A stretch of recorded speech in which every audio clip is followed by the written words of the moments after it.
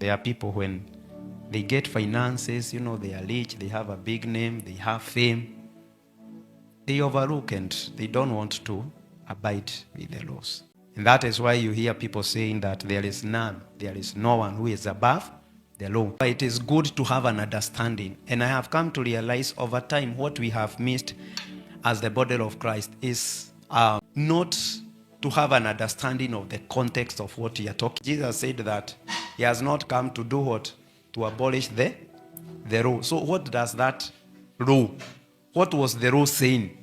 Before he said that he has not come to abolish the law and the prophets, what was the law saying? Moses, God gave him laws. When you study the book of Exodus, you'll understand from verses chapter 18 going all the way chapter 20, we see the commandments there. And when these laws were given, they were legally binding to the people of Israel. And by then, it was so physical in such a way, if you violated any law, you were stoned either to death.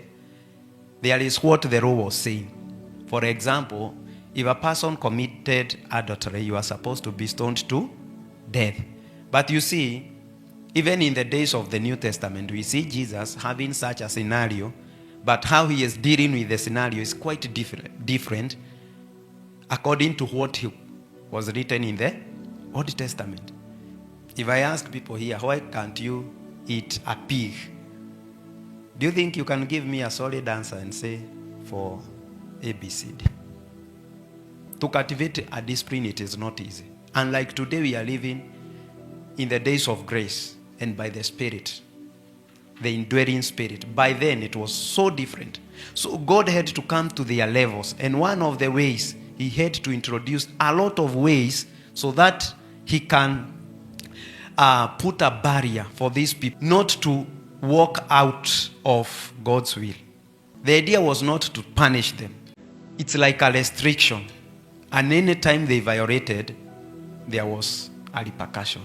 But you see, Jesus, when he came, he never preached that doctrine.